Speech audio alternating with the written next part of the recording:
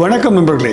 இன்றைக்கு நம்ம new century book house என்று சொல்லக்கூடிய NCBH தன்னுடைய 75வது ஆண்டு நிறைவு விழாவை கொண்டாடி கொண்டிருப்பதையொட்டி ஒரு பாராட்டுரையாக வாழ்த்துரையாகத்தான் இந்த காணொளியை தயாரித்திருக்கிறோம். NCBH 1951 தொடங்கியிருக்கிறாங்க. பிறகு 58 அதை ஒரு கம்பெனியாக பதிவு செய்கிறாங்க. முதல்ல ப்ரோக்ரஸ் பப்ளிகேஷன்ஸ் முன்னேற்ற பதிப்பகம் மாஸ்கோவிலிருந்து வரக்கூடிய இடதுசாரி புத்தகங்களை பரவலாக மக்களுக்கு சென்றடையும் வகையிலே அவர்கள் ஒரு புக் ஸ்டோராக இருந்தாங்க. பின்னால் தொடர்ந்து தாங்களே தமிழிலே பல பதிப்புகளை கொண்டு வரக்கூடிய ஒரு வலுவை பெற்றார்கள் என்று சொல்லலாம். யோசிச்சு பாருங்களேன், கிட்டத்தட்ட 75 ஆண்டுகளில் ஒரு பதிப்பகம் தொடர்ந்து அது உற்சாகத்தோடு இயங்கிக் கொண்டிருக்கிறது. நிர்வாக ரீதியாக NCBH நிறைய பிரச்சனைகளை எதிர்கொண்டிருப்பார்கள். ஆனால் மக்களுக்கான அறிவு பங்களிப்பில் அவர்கள் பின்தங்கி போகவில்லை என்பதை நாம் கவனிக்கிறோம். தஸ்தாவஸ்கி போன்ற நாவல்களை எல்லாம் மிக குறைந்த விலைக்கு கொடுத்துருக்கிறாங்க. மேக்சிம் கார்கியினுடைய நாவல் தாய் எல்லாம் 5 ரூபாய் கொடுத்த ஞாபகம் எனக்கு, வாங்கின ஞாபகம் இருக்குது எனக்கு. மிக சொற்பமான விலையில் அதிகமான மக்களுக்கு தரமான நூல்கள் சென்று அடைய வேண்டும், குறிப்பாக இடதுசாரி நூல்கள் என்ற கொள்கையை அவர்கள் தீவிரமாக பின்பற்றி வந்திருக்கிறார்கள். 75 ஆண்டுகள். நான் மதுரையில் அந்த மீனாட்சி கோயில் பக்கம் போகும்போதெல்லாம் NCBH கடையில் நுழைய போக மாட்டோம். NCBHக்கு போய் புத்தகத்தை வாங்குவது என்பதே ஒரு வழக்கமாக கொண்டிருக்கின்ற என்னை போன்ற நண்பர்கள் பலர் இருக்கிறார்கள். அது உள்ளே போனாலே நமக்கு ஒரு ஃபீலிங் கிடைக்கும். அப்படி அழகான முறையில் புத்தகங்களை அவங்க வரிசைப்படுத்தியும் அவங்கள டிஸ்பிளே பண்ணி வச்சுருக்கிறாங்க. அதே போல் குவாலிட்டி பப்ளிகேஷன்ஸ், அவங்க தமிழ் இலக்கியம் பற்றி, வரலாறு பற்றி, இன்னும் பிற விஷயங்கள் பற்றி நிறைய பதிப்பு செய்திருக்கிறார்கள் என்ற பொழுதிலும் தத்துவத்திற்கான பங்களிப்பு மிக முக்கியமானது என்று நான் கருதுகிறேன். இந்த 75 ஆண்டுகளில் அவங்களுடைய தத்துவ பங்களிப்பு என்பது கிட்டத்தட்ட 2-3 தலைமுறைகளுக்கான அறிவை வழங்கியிருக்கிறது. பல இளைய நண்பர்கள் அங்கே இன்றும் புத்தகங்கள் வாங்கி கொண்டிருக்கிறார்கள். நான் 25 வயதில் தேடி பிடித்து வாங்கின புத்தகங்களை அவர்கள் இன்றும் வாங்கி கொண்டிருக்கிறார்கள். என்றோ வால்காவிலிருந்து கங்கை வரை என்ற நூல் அங்கே தான் கிடைக்கும். அப்படி போய் வாங்குவோம். இன்றைக்கும் வால்காவிலிருந்து கங்கை வரை போன்ற நூல்களை, அந்த மாதிரி பல்வேறு நூல்களை அவங்க பார்த்துக்கிட்டு இருக்காங்க. NCBHின் தத்துவ பங்களிப்பை 4 வரலாற்று காலகட்டங்களாக பிரித்து பார்க்கலாம் என்று நான் கருதுகிறேன். முதல் காலகட்டம் 1960 முதல் 80 வரை என்று சொன்னால் மார்க்சிய தத்துவங்களை அறிமுகம் செய்த காலமாக எனக்கு தோன்றுகிறது. பெரும்பாலான நூல்கள் அடிப்படையான அறிமுகமாக இருந்த காலகட்டம் அது. குடும்பம், தனிச்சொத்து, தோற்றமும் வளர்ச்சியும் போன்ற நூல்களும் சரி, அல்லது ஜெர்மன் ஐடியாலஜி போன்ற நூல்களும் சரி, பல்வேறு விதமான மாஸ்கோ பப்ளிகேஷனும் தமிழ் பப்ளிகேஷனும் சேர்ந்து வந்துக்கிட்டு இருந்த காலகட்டம் அது நிறைவாக நிறைய பேருக்கு போய் சேர்ந்தது. அன்பளிப்பாக நிறைய பேர் வாங்கிலாம் கொடுத்தாங்க. அந்த சிவப்பாட்டை போட்ட புக்கையும் சரி, இல்லை மார்க்ஸ் சம்மந்தமான புத்தகம்னாக்க நேரடியாக NCBHில் போய் வாங்குவது தான் வாசகர்களுக்கு வழக்கமாக இருந்தது. ஸோ அப்படியாக மார்க்சியத்தை அறிமுகப்படுத்திய காலம் 60 முதல் 80 வரை என்று கொள்ளலாம். பிறகு மார்க்சிய செவ்வியலை விரிவாக்கம் செய்த காலம் என்று 81 முதல் 2000 வரை நான் கருதுகிறேன். நிறைய ஆழமான நூல்களை எல்லாம் அந்த தரப்பில் கொண்டு வந்தாங்க. பிறகு தமிழ் மற்றும் இந்திய தத்துவ மீள்பார்வை காலம். தமிழ் மற்றும் இந்திய தத்துவ மீள்பார்வை காலம் என்பது 2001 முதல் 2015 வரை நான் வரையறுக்கிறேன். பின்னர் 2016 முதல் இன்று வரை பார்த்தால் உலகளாவிய உரையாடல் மற்றும் புதிய விரிவாக்கங்களின் காலம் என்று நான் காண்கிறேன். அடிப்படையில் இது ஒரு இடதுசாரி பதிப்பகம்தான். சொல்லப்போனால் கம்யூனிஸ்ட் பார்ட்டி ஆஃப் இந்தியாவினுடைய ஒரு முக்கியமான விங்கு என்று சொல்லலாம். ஆனால் அதற்காக கராராக வரையறுத்து அவங்க செல்வதாக எனக்கு தெரியவில்லை. நிறைய அங்கங்கே இலகுவாக நீரோடை போல அந்த பதிப்புகள் காணப்படுவதையும் நான் பார்க்குறேன். தமிழ் இலக்கியத்தில் நிறைய பண்ணியிருக்கிறாங்க. அந்த மாதிரி ஃபிலாசபியில் எடுத்து பார்த்தா 60களில் விட 80க்கு பிறகு ஒரு பெரிய பாய்ச்சலானது எனக்கு தெரிய வருகிறது. மிக முக்கியமான நூல்களாக ஜீவானந்தத்தின் சோஷியலிஸ்ட் தத்துவங்கள் 1966, சிங்காரவேலுவின் தத்துவ ஞான விஞ்ஞான குறிப்புகள் 1975, வானமாமலை அவர்களுடைய தமிழர் பண்பாடும் தத்துவமும் 1973. இவைகள் மிக மிக முக்கியமான தமிழில் வந்த மார்க்சிய படைப்புகளாக எனக்கு தோன்றுகிறது. மார்க்ஸ் எங்கெல்ஸ் மதத்தை பற்றி சொன்னதை மொழியாக்கம் செய்து வெளிவந்த நூல்தான் ரகுநாதன் அவர்கள் மொழிபெயர்த்த மதத்தை பற்றி என்ற நூல். இது மிக அழகான ஒரு புத்தகம். கிட்டத்தட்ட 450 பக்கங்கள் கொண்ட இந்த புத்தகம் அந்த காலத்தில் மிகச்சிறப்பான ஒரு நூலாக கருதப்பட்ட ஒரு தத்துவ நூலாகும் இது. இன்னொரு முக்கியமான அந்த காலகட்டத்தில் செய்த நூல் பெரும்பாலும் NCBH போகிறவங்க இதுதான் வாங்குவாங்க. ராகுல்ஜி என்று அழைக்கக்கூடிய ராகுல் சங்கரகீர்த்தியினுடைய நூல்கள் தான் மிக ஈர்ப்பாக அமைக்கப்பட்ட நூல்கள். அந்த வகையில் பார்த்தாக்க விஞ்ஞான லோகாயவாதம் இன்றைக்கும் கூட இந்த புத்தகங்கள் எல்லாம் அதிக அளவில் விற்பனை ஆகி கொண்டிருப்ப நம்புகிறேன் நான். பிறகு இந்து தத்துவ இயல் என்ற நூல் இது. பிறகு பௌத்த தத்துவ இயல் என்ற நூல் இது. பௌத்த தத்துவ இயல் என்ற நூல். பிறகு இஸ்லாமிய தத்துவ இயல் என்ற நூல். இதெல்லாம் வெவ்வேறு ஆட்கள் மொழிபெயர்ப்பு செஞ்சுருக்கிறாங்க. ஏஜி எத்திராஜுலு, ஆர் பார்த்தசாரதி என்றவர்கள் தான் அதிகமாக பண்ணுறாங்க. எத்திராஜுலு நிறைய பண்ணிருக்காரு. இறுதியாக ஐரோப்பிய தத்துவியல். இந்த 4 புக் இருக்கு பாருங்கள். இவைகள் மிக முக்கியமான பங்களிப்பாக எனக்கு தோன்றுகிறது. ராகுல்ஜியை படித்து நிறைய பேர் தத்துவத்தை கற்றுக்கிட்டாங்கன்னு சொல்லலாம். இங்கே ஒரு விஷயத்தை நான் சொல்ல விரும்புகிறேன். ஒரு ஃபிலாசபியை வெகுஜனங்களுக்கு இன்ட்ரடியூஸ் பண்ணது இம்மாதிரி நூல்கள் மூலமாகத்தான். ரொம்ப ஹார்ட்கோரான புக்காக இல்லாமல் ரொம்ப எளிமையான முறையில் இந்திய மண்ணிலே நின்று விளக்கங்கள் சொன்ன ராகுல்ஜியின் புத்தகங்கள் நிறைய பேரால் வாங்கப்பட்டது. அப்போ காலேஜுக்குள்ளே தான், யூனிவர்சிட்டியில் தான் ஃபிலாசபி படிப்பாங்க அப்படின்றது இல்லாமல் பரவலாக சாதாரண மக்களும் படிப்பாங்கன்னு. அது என்னவோ MA படிக்கிற கோர்ஸ் படிக்கிறவங்க தான் ஃபிலாசபி படிப்பாங்கன்னு ஒரு யோசனை இருந்த காலகட்டத்தை உடைச்சு சாதாரண மக்கள் படிங்க, இதுதான் ஃபிலாசபின்னு சொன்னது பெருமை NCBH கண்டிப்பாக சேரும்.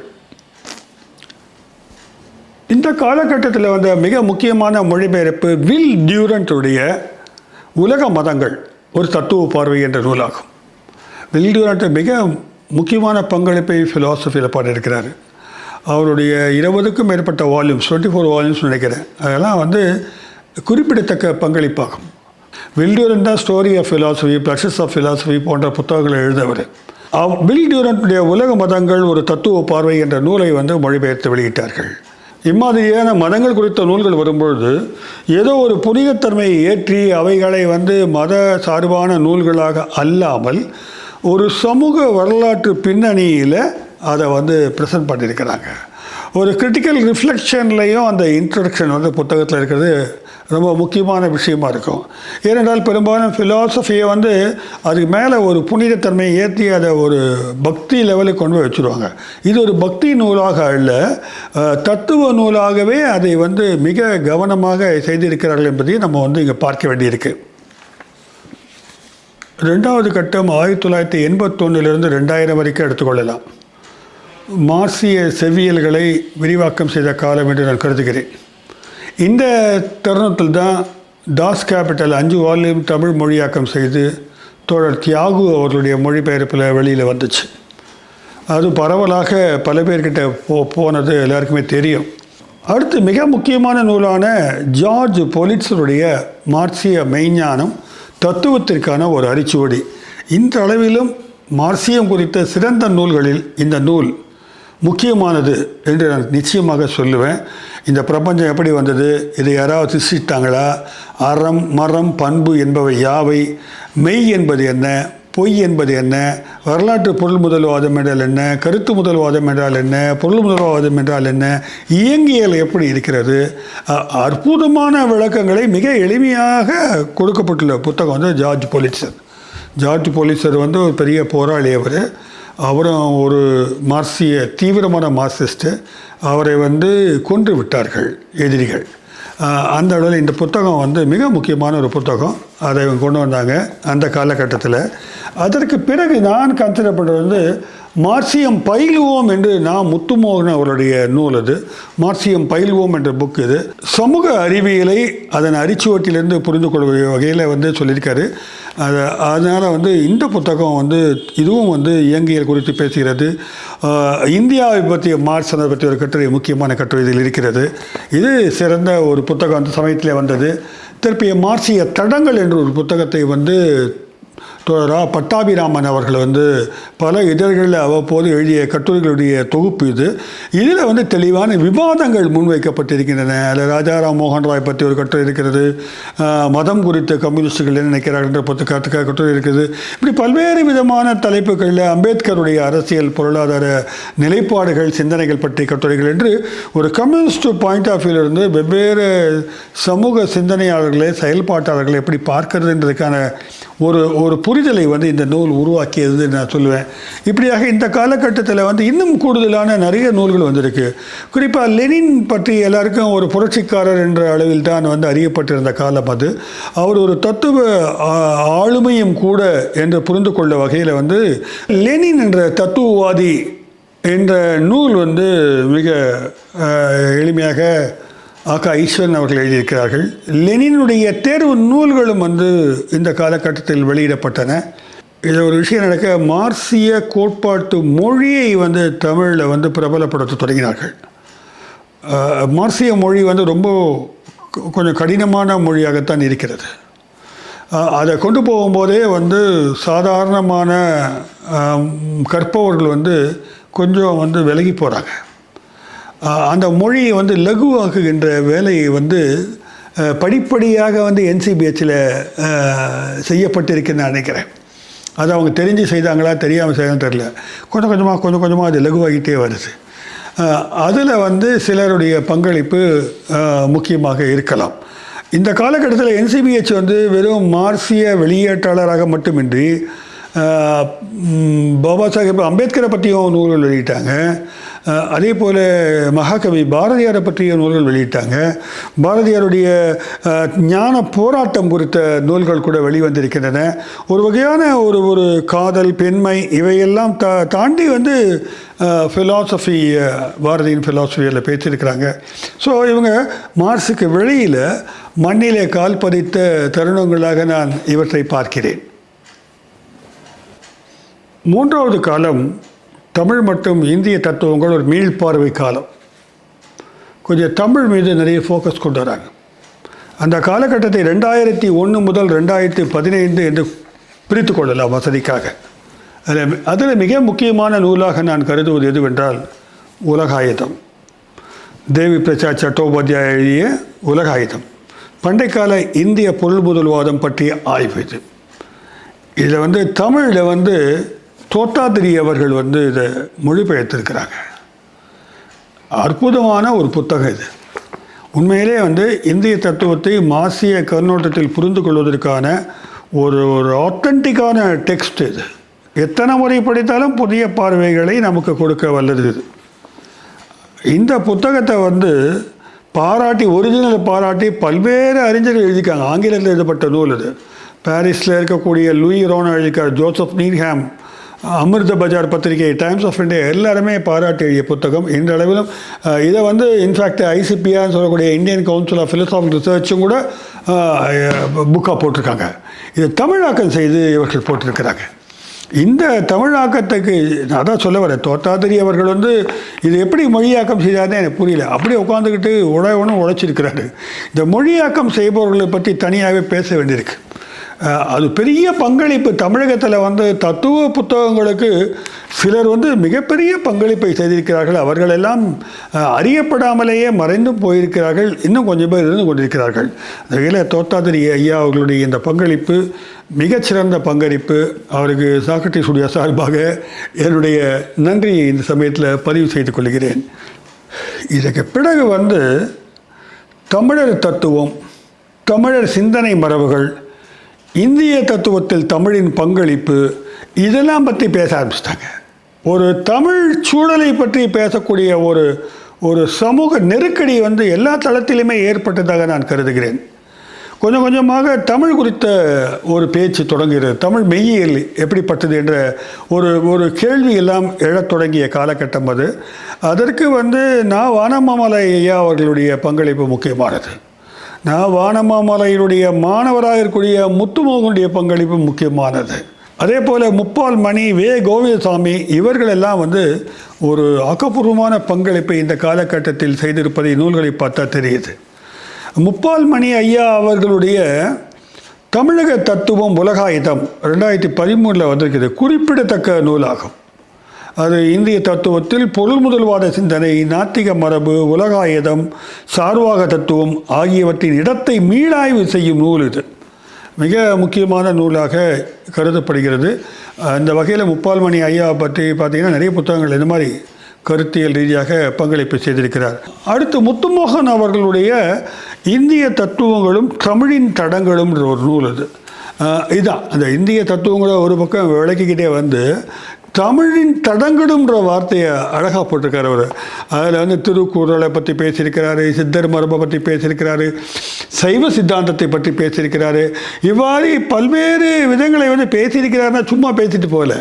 அது ஒரு மார்க்சிய கண்ணோட்டத்தில் இது எப்படி நாம் புரிந்து கொள்ள முடியும் என்பதை லகுவான தமிழில் மிக நயமாக எழுதி கொடுத்துருக்கிறார். இது மிகச்சிறந்த ஒரு பங்களிப்பு. இது கிட்டத்தட்ட ஒரு 460 பேஜஸ் இருக்குது. இது இந்த புத்தகத்தின் மூலமாக NCBH தமிழுக்கு ஒரு தமிழ் தத்துவ உலகத்திற்கு ஒரு சிறந்த பங்களிப்பை கொடுத்திருக்கிறது என்று நான் கருதுகிறேன். இந்திய நாத்திகமும் மார்க்சியமும் வானமாமலையுடைய புத்தகம் இருக்குது. பிறகு இந்திய சூழலில் தமிழர் தத்துவ மரபுகள், தமிழக தத்துவ சிந்தனை மரபுகள், தத்துவ விமர்சன கட்டுரைகள் வே. கோவிந்தசாமி அவர்கள் எழுதியது போன்ற நூல்கள் எல்லாம் தமிழர் தத்துவ ஆய்வை ஒரு தனித்துறையாக வளர்க்க உதவின. கொஞ்சம் கொஞ்சமாக தமிழ் ஃபிலாசபின்ற ஒரு டொமைன் கிரியேட் ஆயிடுச்சு. அதுக்கு NCBH உடைய பங்களிப்பும் மிக முக்கியமானது என்று நான் கருதுகிறேன்.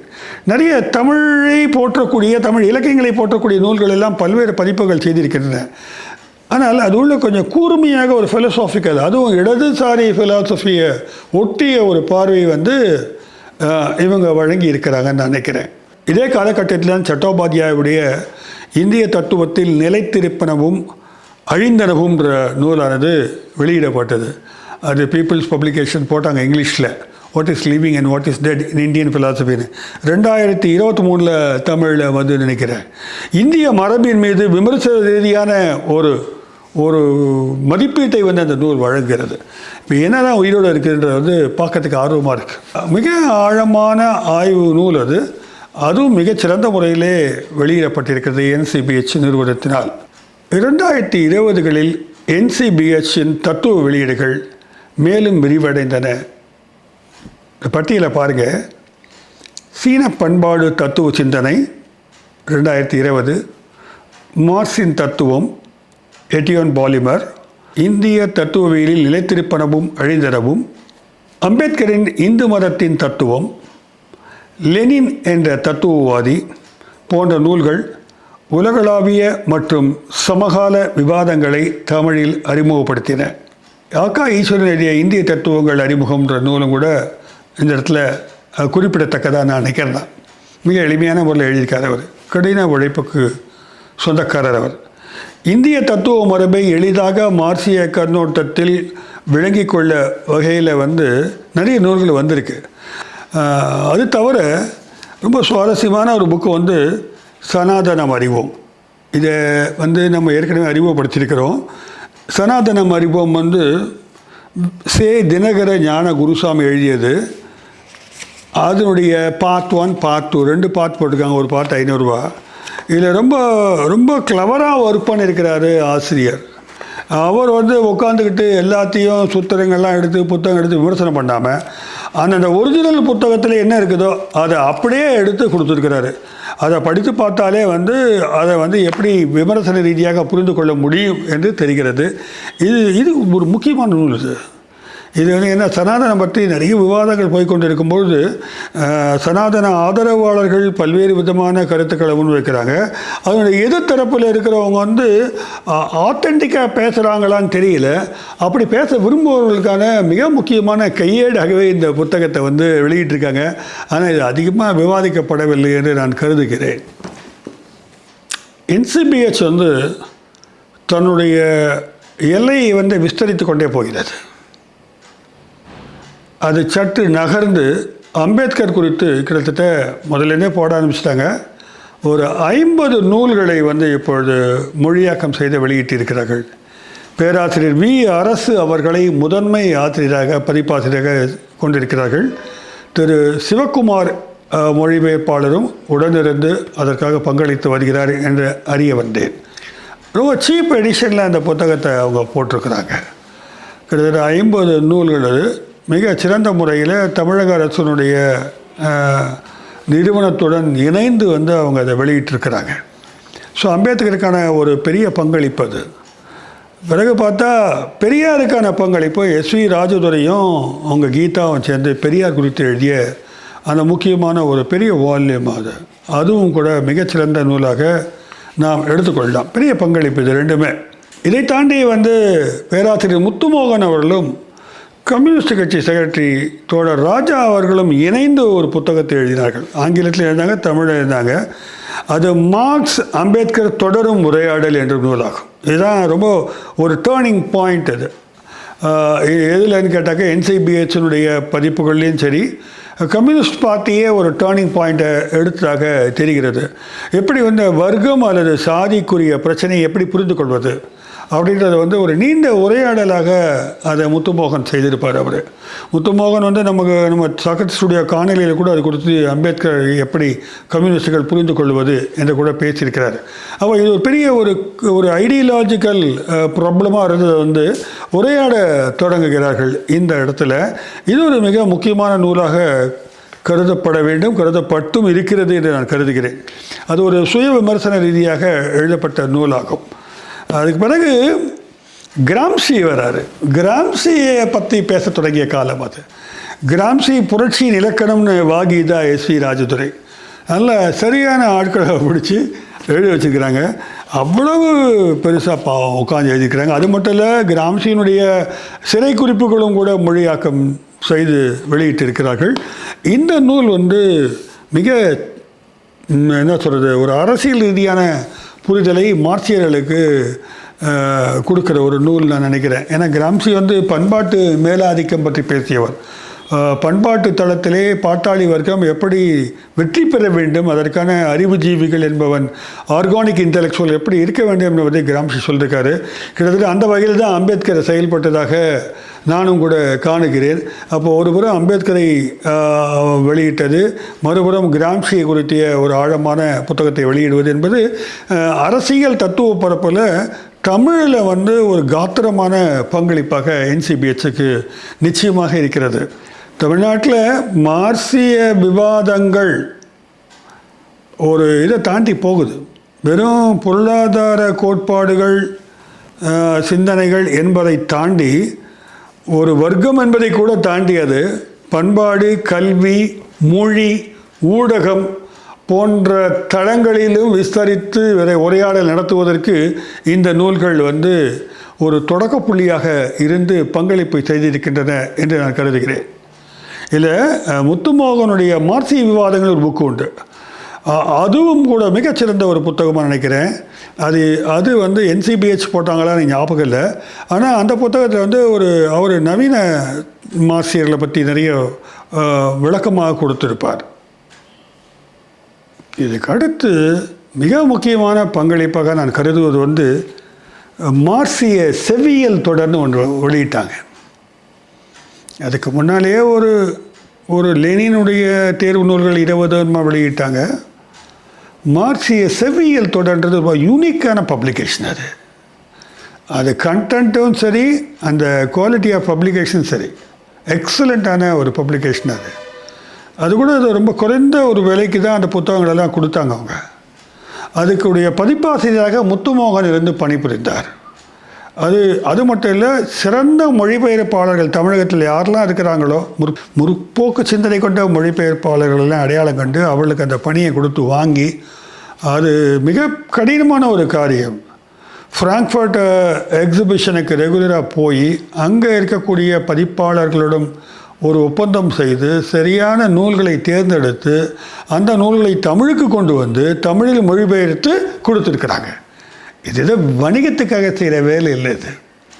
இது அறிவு தாகத்துக்காக செய்கிற ஒரு வேலையாக நான் பார்க்குறேன். அந்த நிறுவனத்திலேருந்து வெளிவந்த அந்த நூல் வரிசையை உங்களுக்கு இப்போ காட்டுறேன். விருப்பமுடையவர்கள் வாங்கி கூட வச்சுக்கிறலாம். மார்க்சிய செவ்வியல் நூல்களில் மார்க்சின் தத்துவம், இதை வேட்டை எஸ் கண்ணன் மொழிபெயர்த்திருக்கிறாரு. இடியன் பாலிபர் எழுதியது. குறிப்பிடத்தக்க ஒரு ஃபிலாசபர் அவர். கார்ல் மார்க்ஸ் ஒரு ஆய்வு நோக்கு, ஏர்னஸ்ட் பிளாக் எழுதியது. இதை பொன் சின்னத்தம்பி முருகேசன் அவர்கள் மொழிபெயர்ப்பு செய்திருக்கிறார்கள். அடுத்த நூல் பார்த்தீங்கன்னா மார்க்ஸுக்கு ஆதரவாக லூயி அல்தூசர், இதை தமிழில் பூர்ணச்சந்திரன் அவர்கள் மொழிபெயர்ப்பு செய்திருக்கிறார்கள். இதுவும் பார்த்தீங்கன்னாக்க மிக முக்கியமான அல்தூசர் எழுதிய புத்தகத்தை அப்படியே ஒரிஜினலாக பண்ணியிருக்கிறாங்க. ரோசா லக்சம்பர்க்கும் ஜனநாயக மீட்டுருவாக்கத்தின் போராட்டமும் ஜான் நிக்சன், இது தமிழ் தேவதாஸ் பண்ணிருக்காரு. தேவதாஸ் நிறைய நூல்களை மொழிபெயர்ப்பு செய்திருக்கிறாரு. இது மிக சுவாரஸ்யமான ஒரு புக். இது சமூகம் சார் கொள்ளையர்கள் எரிக் ஆப்சாம் எழுதினது. எரிக் ஆப்சாம் எழுதின இந்த புக்கை ரகு அந்தோனி தமிழ் மொழிபெயர்ப்பு செய்திருக்கிறாரு. அது என்ன சமூகம் சார் கொள்ளையர்கள் கேட்டிங்கனாக்க, சமூக நலனுக்காக கொள்ளை அடிக்கிறவங்கன்ட்டு முத்துமானோட ஒரு மொழிபெயர்ப்பில் எழுதியிருப்பார். குறிப்பில் என்ன எழுதியிருப்பார்னாக்க, இங்கே இருக்கக்கூடிய ஆணிரை கல்வர்கள், பல்வேறு விதையான கள்ளர்கள்லாம் இருந்திருக்கிறாங்க. அந்த மக்களுக்காக அதை நன்மை செய்யணுன்றதுக்காகவே கொள்ளையடித்தவங்க இருக்காங்கன்னா, ஒவ்வொரு நாட்டிலும் இம்மாதிரியான சமூகம் சார் கொள்ளையர்கள் இருக்கிறார்கள் எழுதியிருக்கிறார்கள். இதில் ஒரு முக்கியமான விஷயம்னாக்க, எல்லாருக்கும் முன்னுரை மிக ஆழமான முன்னுரை முத்துமோகன் கொடுத்துருப்பார். நவீன மார்க்சியத்தை புரிந்து கொள்வதற்கான ஒரு சரியான விஷயமா இருக்குது. இது கிறிஸ்டபர் காட்வெல்லுடைய தேர்வு செய்யப்பட்ட எழுத்துக்கள். அரசியல் ஆகின்ற பண்பாடு, அதை தமிழில் கமலாலயன் மொழிபெயர்ப்பு செய்திருக்கிறார். அவர் திண்டுக்கல்லில் இருக்கிறவர், மிகச்சிறப்பாக எழுதியிருக்கிறாரு. இது பெரிய வால்யூம். இது லெனின் சந்தித்த நெருக்கடிகள். தாரிக் அலி, உங்களுக்கு அவரை தெரிஞ்சுக்க, மிக முக்கியமான ஒரு அறிஞர் அவர். பயங்கரவாதம், போர், பேரரசு, காதல், புரட்சி, இதில் அவர் சந்தித்த நெருக்கடிகளை வெளியிட்டிருக்கிறாங்க. மிக அற்புதமான ஒரு நல்ல நூல் இது. இது தமிழில் பூர்ணச்சந்திரன் அவர்கள் மொழிபெயர்த்திருக்கிறார்கள். இன்னொரு புக்கு கிராம்ஷியை பயன்படுத்துதல் ஒரு புதிய அணுகுமுறை. இது மைக்கேல் பிலிப்னி எழுதினது. இது தமிழ் பேராசிரியர் கோச்சரை அவர்கள் தமிழாக்கம் செய்திருக்கிறார்கள். அடுத்த நூல் பார்த்திங்கன்னா சொத்தின் வரலாறு, ஃபால் லாஃபாக். சொத்தின் வரலாறு ஃபால் லாஃபாக் பண்ணிருக்காரு. இதை வேட்டை எஸ் கண்ணன் மொழிபெயர்ப்பு. ஆதி காலத்திலிருந்து நாகரிக காலம் வரை. இதுவும் ஒரு ஒரு ஒரு அடிப்படையான புத்தகமாக பார்க்கிறேன். சர்வாதிகாரம் குறித்து டிமோத்தி ஸ்னைடர் எழுந்தது. இது தஞ்சை ரமேஷ் அவர்கள் மொழிபெயர்ப்பு செய்திருக்கிறார்கள். இன்னொரு சுவாரஸ்யமான புக்கு பார்த்தீங்கன்னா பொது உடைமை குழந்தைகளுக்காக ஃபீனி ஆடம்ஸ் ஆக்ட். இதை எம் பாண்டியராஜன் அவர்கள் மொழிபெயர்ப்பு செய்திருக்கிறார்கள்.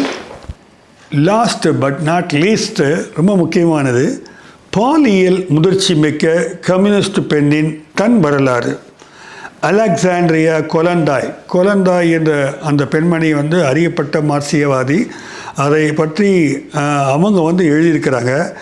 அதை தமிழில் மொழிபெயர்த்தவர் பேராசிரியர் மங்கை அவர்கள். அவங்க கொலண்ட்ரா 1872 ரஷ்ய பிரபுத்துவத்தில் பிறந்தவர். பின்னர் ஒரு பெரிய இடதுசாரியாக மாறுகிறார். மிக சுருக்கமாக சின்ன புக்கு தான், ஆனால் அழகாக மொழிபெயர்ப்பு செய்யப்பட்ட புத்தகம் இது. இன்னொரு புக்கு இருக்குது, இடதுசார் வெகு மக்களியத்தை நோக்கி. இன்றைக்கி வெகு மக்களியம், வெகுஜனவியம் என்றெல்லாம் பேசிக்கொண்டிருக்கிறோம். மக்கள் திரளியம் என்றெல்லாம் பேசிக்கொண்டிருக்கிறோம். அதாவது அமைப்பல்லாத தொழிலாளர்கள் மக்களை எப்படி திரட்டுவது என்று. அதை சாண்டல் மொஃபே எழுதிய இந்த புக்கு இது. இவங்களும் ரீசெண்ட்டு நவீன கம்யூனிஸ்ட். இவங்க இடதுசார் வெகு மக்களியத்தை நோக்கி அதை பொன் சின்னத்தம்பி முருகேசன் அவர்கள் மொழிபெயர்ப்பு செய்திருக்கிறார்கள். இப்படியாக ஒரு பெரிய ஒரு ஒரு என்ன சொல்கிறது, குவியலே இருக்குது. நான் தூக்கி போட்டிருக்கேன். இத்தனை புத்தகத்தை ஒரு 3000 ரூபாய் 2500 கொடுத்தாங்க, ஞாபகம் இல்லை எனக்கு. அப்படி வந்து ஒரு ஒரு ஆர்வத்தோடு இணைந்து இந்த புத்தகங்களை கொடுத்து ஒரு பெரும் பங்களிப்பை வந்து NCBH ஆற்றி இருக்கிறது என்றால் அதற்கு பின்னால் பெரும் உழைப்பாளிகள் இருக்கிறார்கள், பேராசிரியர் பெருமக்கள் இருக்கிறார்கள், மொழிபெயர்ப்பாளர்கள் இருக்கிறார்கள், அதை கொண்டு போகிறவங்க இருக்கிறாங்க. ஆக இம்மாதிரியாக அதனுடைய தத்துவ பங்களிப்பை வந்து செய்து வருகிறது. NCBHனுடைய வெளியீட்டில் பண்பாட்டு தளத்தில் அவங்க அழகர் கோவில் என்ற பேராசிரியர் தோ பரமசிவன் நூலையும் வெளியிட்டிருக்கிறாங்க. இதை முதல்ல மதுரை காமராஜர் பல்கலைக்கழகம் வெளியிட்டாங்க. இவர்களும் இதை வெளியிட்டு ஒரு பங்களிப்பு செய்திருக்கிறார்கள். இப்படி பண்பாட்டு தளத்தில் பண்பாட்டு அரசியல்னு சொக்கலிங்கம் அவர்கள் எழுதிய நூல் வந்து நல்ல ஆழமான புரிதலை கொடுக்கிறது. அதே போல் சட்டோபாத்தியாயனுடைய மதமும் சமூகமும் என்ற நூலும் வந்து கணக்கில் எடுக்க வேண்டிய ஒரு நூலாகும். இறுதியாக தோழர் பாண்டியன் அவர்கள் பொது உடைமையாரின் வருங்காலம் என்ன கேட்குறார் கேள்வி. பொது உடைமையரின் வருங்காலம் என்ன என்பது வந்து ஒரு ஒரு உரையாடலை பேசுகின்ற ஒரு நூலாக தெரிகிறது. இப்படி நிறைய திறப்புகளை வந்து NCBH வழங்கியிருக்கிறது. அனைத்தையும் பார்க்கும் பொழுது தத்துவத்திற்கான மாபெரும் பங்களிப்பை செய்திருக்கிறார்கள் என்று சொல்லும் பொழுது எந்த வகையில் என்று யோசித்தால் தத்துவத்தை மக்களிடம் கொண்டு சென்றிருக்கிறார்கள். எல்லாருக்குமான அறிவு தத்துவம் என்று ஆக்கியிருக்கிறார்கள். அது மட்டுமல்ல, தத்துவத்திற்கான தமிழிலே செறிவான கலை சொற்களை கண்டுபிடித்து கொடுத்திருக்கிறார்கள்.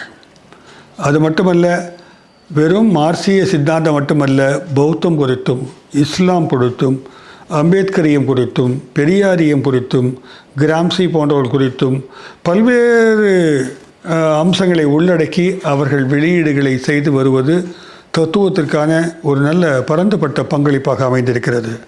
அது மட்டுமல்ல, தமிழர் தத்துவம் என்று சொல்லக்கூடிய வகையில் அந்த அந்த போக்கில் வந்து கொஞ்சம் கொஞ்சமாக நிறைய நூல்கள் வெளியாகி கொண்டிருக்கின்றன. அதில் ஆர்வம் இருக்கிற சில பேராசிரியர் பெருமக்கள் நண்பர்கள் கொஞ்சம் உதவி செய்து கொண்டிருப்பதாக தெரிகிறது. இப்படி தத்துவத்தை வந்து ஒரு ஒரு ஒரு நான் சொல்லுவேன் டெமோக்ரட்டைஸ் பண்ணியிருக்கிறாங்க. அந்த ஸ்பீக்கரை யார் வேணாலும் எழுத முடியும். தத்துவ பேராசிரியர் தான் நூல் எழுத முடியுன்ற நிலை இல்லை. களத்தில் பணியாற்றக்கூடிய தோழர்கள் கூட எழுத முடியும். யாருக்கெல்லாம் அதில் வந்து ஒரு ஈடுபாடும் ஆர்வம் இருக்கோ அவங்க கூட எழுதுகிறாங்க, நிறைய பேர் வாசிக்கிறாங்கன்னும் போது ஒரு ஜனநாயகப்படுத்தியிருக்கிறாங்க. உலக தரமிக்க தத்துவங்களை வந்து ஒரு ஒரு கடைக்குள்ளே கொண்டு இறக்கியிருக்கிறாங்க. இது எப்படிங்க சாத்தியமாகும் சொல்லுங்கள்? அதுக்கு ஒரு ஃபோக்கஸ் இருக்கணும். ஒரு 75 ஆண்டுகளாக சென்று கொண்டு இருக்கிறதால தனியுடைமையான ஒரு நிறுவனம் அல்லது அது வந்து ஒரு ஒரு சமூக நோக்கம் கொண்ட ஃபோக்கஸ் கொண்ட ஒரு தன்னலமற்ற சேவை செய்யக்கூடிய சிலரால் தான் இது சாத்தியப்படுத்த முடியும்.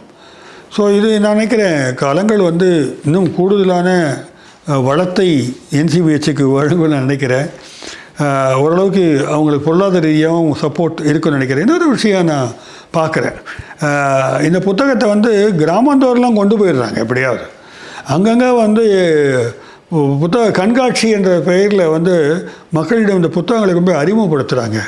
நிறைய இடங்களில் வந்து அந்த கல்லூரிகளில் கல்வி நிறுவனங்களில் பல இடங்களுக்கு கொண்டு சென்று இந்த புத்தகங்களை சேர்க்குறாங்க. புத்தகம் பப்ளிஷ் பண்ணுறது பெரிய விஷயம் இல்லை, அதை கொண்டு போய் சேர்க்கறது பெரிய விஷயம். இதையெல்லாம் அறிமுகப்படுத்துவதற்காக உங்கள் நூலகம்னு ஒரு புத்தகம் வேறு அவங்க வச்சு அதில் கட்டுரைகள் எல்லாம் வெளிப்படுத்துகிறாங்க.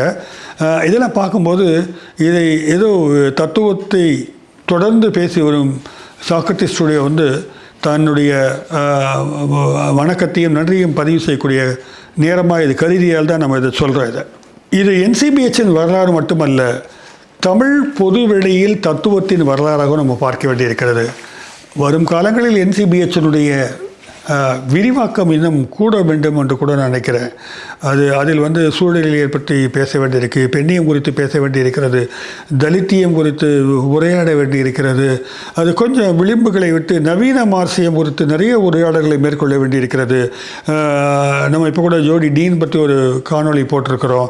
அவங்கெல்லாம் நவீன மார்க்சியர்கள், வெவ்வேறு கோணத்தில் பார்க்குறாங்க. இன்று மார்க்சியத்துக்கு புது பங்களிப்புகள் நிறைய வந்திருக்கிறது. அவையெல்லாம் வந்து முரண்பட்ட சிந்தனைகளாக கருதாமல் அவைகளை தோழமை கொண்ட சிந்தனைகளாக, முற்போக்கு சிந்தனைகளாக அறிமுகப்படுத்தும் பொழுது தமிழகத்தில் இன்னும் செழுமையான மார்க்சிய சிந்தனை போக்கு, முற்போக்கு சிந்தனை போக்கு வளர்வதற்கு சாத்தியப்பாடுகள் அமையும். இன்னும் கூட ஆன்மீகம் குறித்த ஆழமான சில தேடல்களை அவர்கள் பதிவு செய்யலாம். ஏன்னா நீங்கள் வள்ளலாலாம் வந்து ஒரு மாடலாகவே வைக்கிறோம் ஒரு சோஷியலிஸ்ட் கவர்மெண்ட்டுக்கு. அப்போ ஸ்பிரிச்சுவாலிட்டி எங்கே வந்து மார்க்சிஸ்ட் ரெக்குவயர்மெண்ட்டை மீட் பண்ணுதுன்ற தேடல் கூட அவங்க மேற்கொள்ளலாம். NCBHக்கு சாக்ரட்டிஸ் ஸ்டுடியோவுடைய நிறைவான வாழ்த்துக்கள், பாராட்டுகள், நன்றிகள். 75 ஆண்டுகள் கடந்து மேலும் அடுத்த 75 ஆண்டுகளும் அது வெற்றி நடை போடும் என்று நம்புகிறேன். நன்றி, வணக்கம்.